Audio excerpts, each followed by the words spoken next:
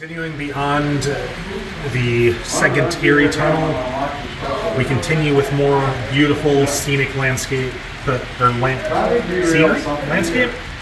Scenery. That works. A couple of small creeks, a small bridge allowing a farmer's escaped cattle to wander freely where they please without getting on the tracks. I'm going to leave this line. And on the backside of the second Erie Tunnel, we come to the city of Belvedere, specifically the Chrysler plant. This is one of the primary industries that the railroad services, having to deliver massive auto racks and auto parts boxcars daily to keep things moving. Current production vehicle is the Dodge Magnum? Yes, Magnums, with a few awaiting to be loaded.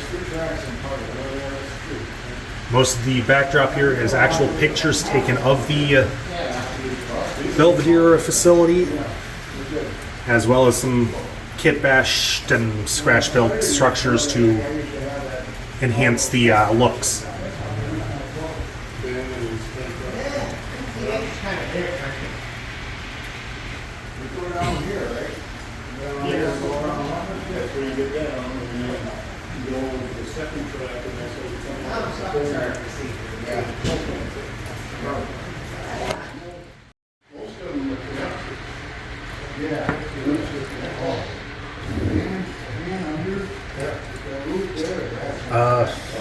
This is the Belvedere trestle, a steel trestle built to bridge a gap. It sounds redundant, but that works. Yep. Having received clearance, the IC Bicentennial train approaches in all of its glory.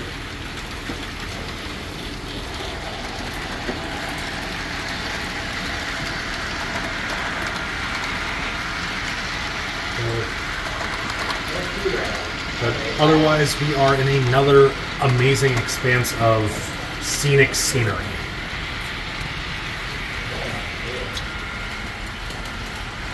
You are ready. You're trash.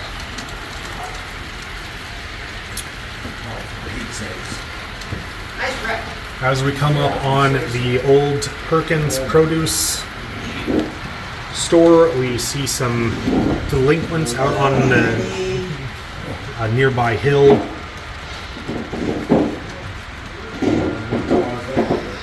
I had an idea for that, and I have no idea where I was going with it. Just being teenagers. Yep, that works. And beyond the produce facility or produce store, we come to the entrance of Appleton Yard Limits. A few residential homes here along the right-of-way, as well as the former Wolverine Coil Spring Company. They have undergone a renaming to the Matthias Nickel Plating, named after a former member who is sadly no longer with us. We're still waiting on a sign. You want to turn your throttle off, Sam? There's your starting to take off. Proceeding beyond the Matthias Nickel Plating, we come to the city of Appleton, as well as the Appleton Station. That's alright, I got it. Oh, okay. In the background, we have the nearby Santa Fe. Oh, I got a hold, John. Having had a minor derailment that they are just getting cleaned up. I got a hold here a minute for. There are also a few unknown industries, freight depots towards the entrance to the city. On the far side when we're there now. I gotta back something because otherwise I'm gonna have them all. Here's the city of Stanley, the southernmost point of the Fever River system. First off, we have a pulpwood facility taking delivery of the less usable pieces of timber from the various forest forests around the system. They turn into wood chips, which are used for everything from emergency fuel sources on steam engines to bedding, and even certain types are used for to make paper. There's also a limited use of this facility to transfer equipment from rail cars to road to trailers, such as this John Deere cultivator. Here is the first major restaurant to build next to the railroad, and that is a lovely old McDonald's. There we go. Part of their contract was they are never allowed to change the look of the building. Here is the actual city of Stanley with a little bit of road running. We've been trying to get in contact with the town's road department to get it fixed, but our engines have largely torn up the center of the road through the tracks. Also in this area, we can see the Stanley Fire Department hard at work trying to save a historic building and the rest of the block. In the back, we have the primary forestry section, where they've got the biggest equipment rather than just chainsaws, as well as Stanley Park here in the foreground.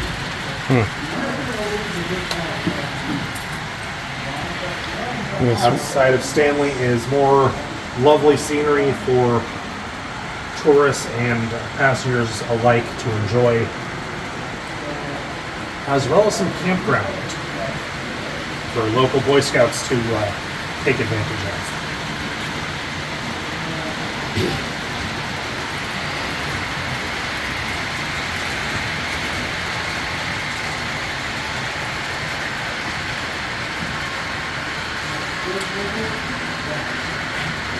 Here we can see a rock formation simply known as the Boulder.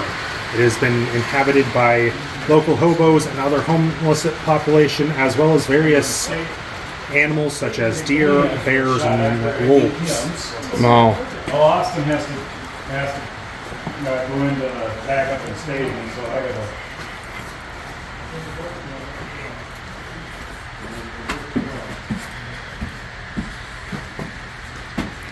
Buddy. All right, here we have the Chip Bridge. A lot of foolish locals like to trapeze across the upper portion of the structure, though down below there is someone waiting to collect those that fail. Next is the Chip Railroad Park, where rail fans from around the world can come and view trains going in and out of Chip Yard,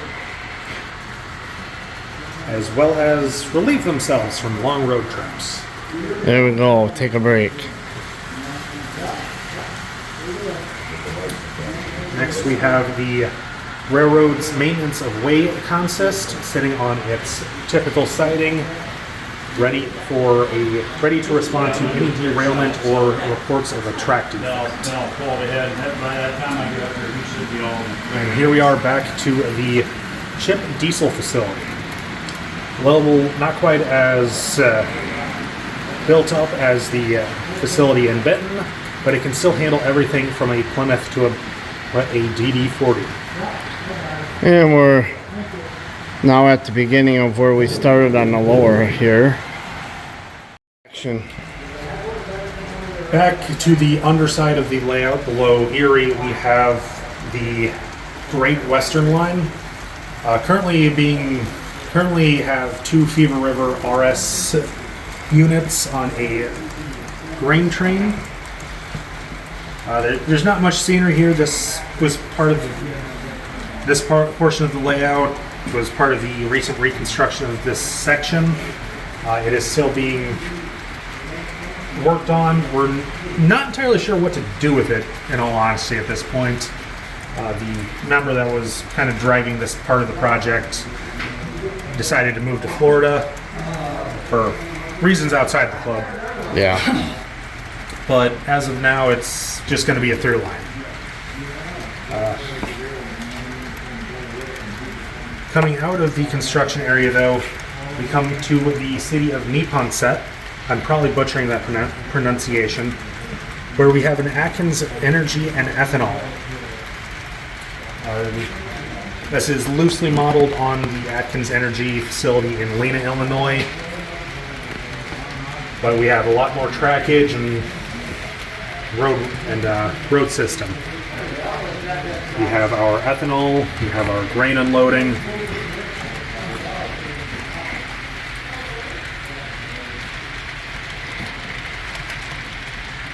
Further down, we have another grain facility, as well as the Neponset lumber yard.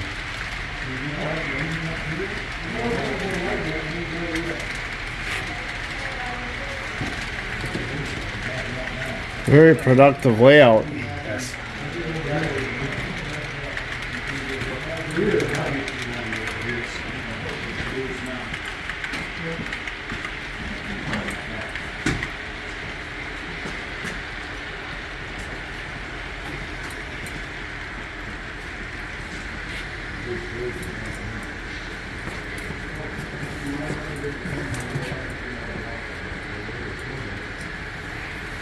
Very nice structure here.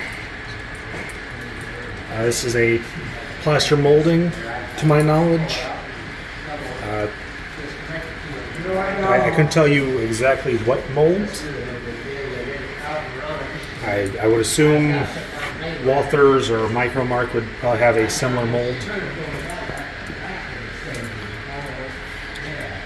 Over here is kind of a partial interchange between the Great Western Line, the IC, and the main line. Looking behind the trestle coming out of Belvedere, there's a steep incline, which is really only good for going down. It is far too steep to try to go up, even with the most powerful locomotives. This section is kind of a switchback of sorts. I'm not sure I'd fully call it a switchback, but it does the job. I honestly don't have a whole lot to say about it. I'll just look at it, admire the scenery, give everybody a nice tour of it.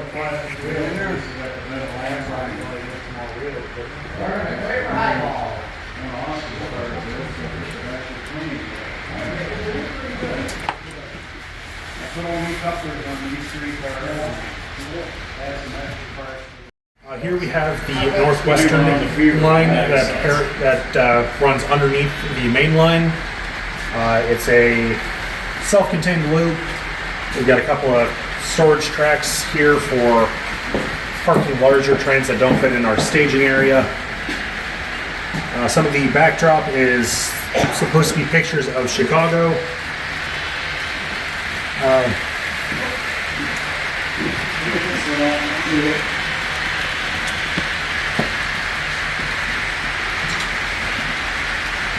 Everyone's favorite part of this section of the layout is our crashed alien. Everyone seems to have a crashed alien site no matter where we go. That's very popular. It is an easy way to add a fun scene. Every layout that we've been to or tour, not even if we video, they have an alien site. Give us the beginning of the control panels and the technical stuff behind that. I haven't, not for this. Yeah. Well, it's something to My lights are working all night with it, so it's... Okay, now they're on.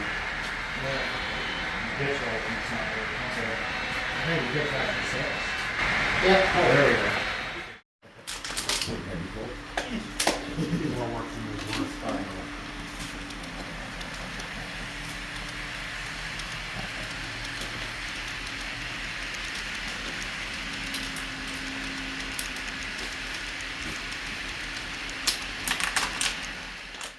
Yeah, as soon as you throw this switch right here, it dies.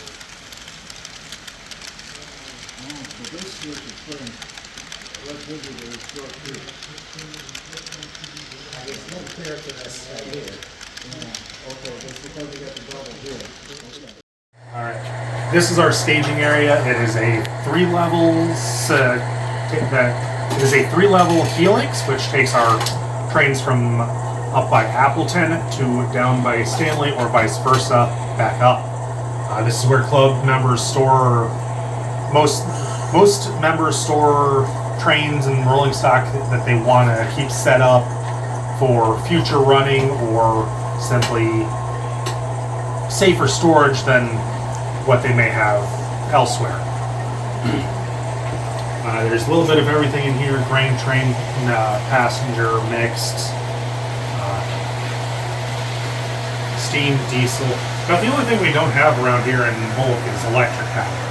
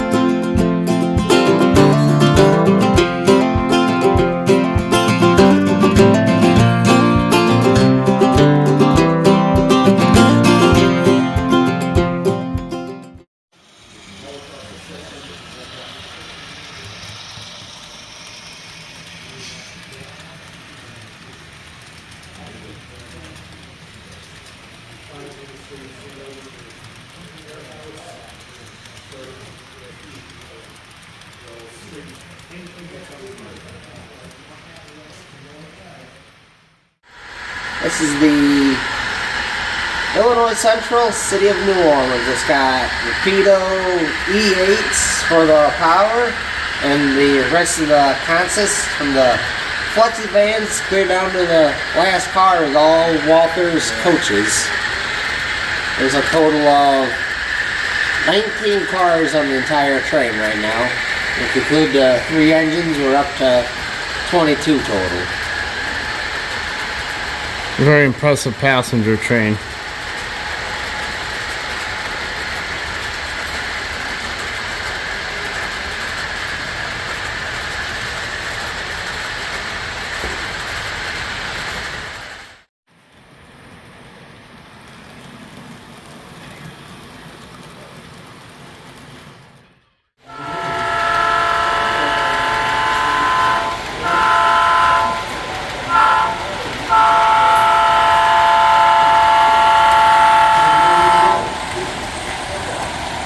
This is a 66 car Southern Pacific grain train. The engines are Ather and Genesis locomotives, and the rolling stock in a mix between scale trains, Athern, Walthers, cars. And we got a couple Bachmans in here too. It's quite the long train. Can you run longer than this, or? It is possible to run longer ones. I have a total of 142 cars, which I've got to run distributed power then to keep it from crashing on clotheslining. But it'll take about 6 engines to run it.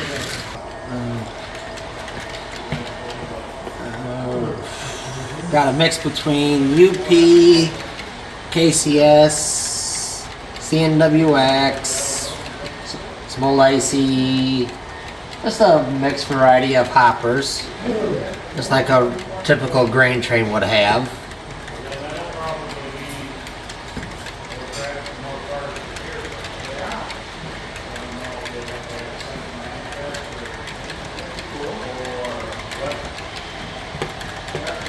Well, I mean, they're at the mall, bringing more to come here anyway.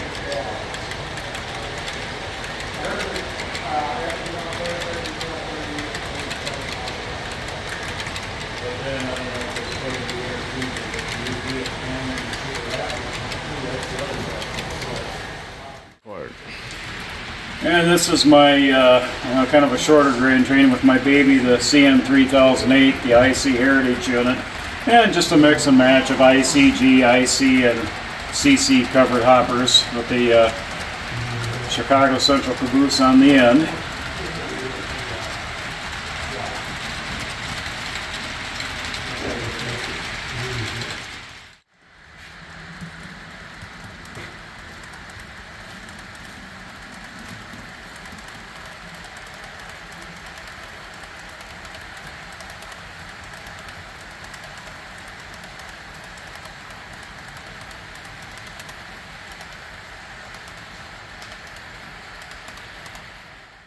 Alright, so this is our angle nook switching puzzle. It is a kind of a mind game to combine with trains. Point of the goal is to get a line of 5 of the cars into the correct order, which is determined by a random draw of cards. So we'll get 5 cards pulled up here in a semi-randomish order. So we've got ace, 6, 3, 8, and 4. And we have to get the cars over here into the correct order. Let's see. Start with the backmost car. You want to get that next to the engine. This is set up for automatic uncoupling with KD uncoupling, magnetic magnets.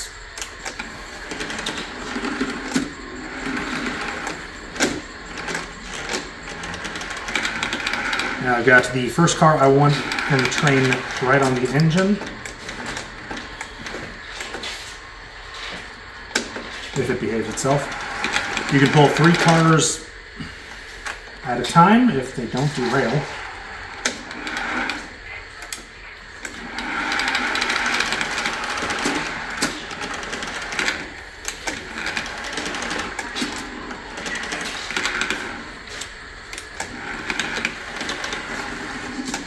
Now I can get the 4 car into position on the main line.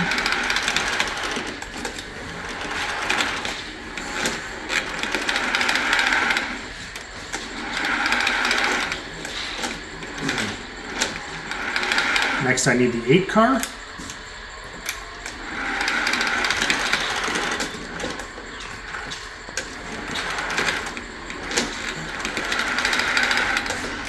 Get the 8 put into place. Next for the 3. These are in just the right order that I have to do maximum moves.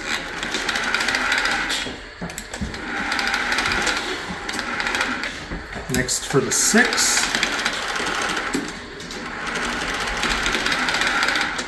And the ace represents the 1.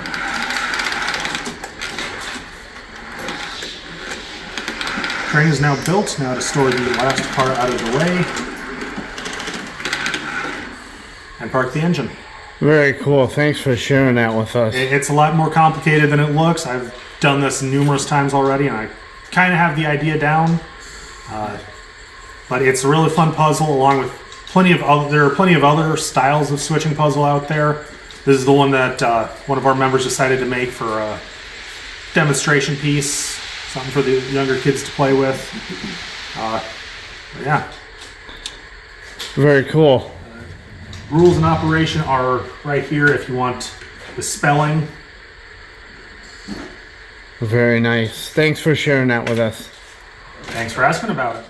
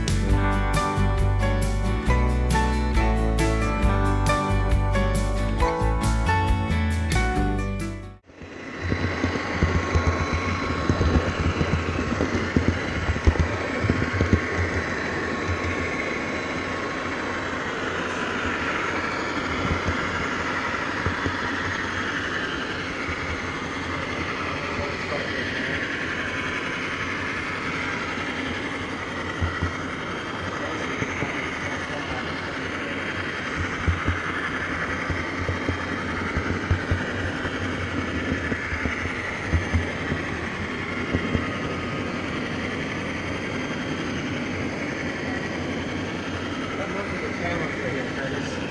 So,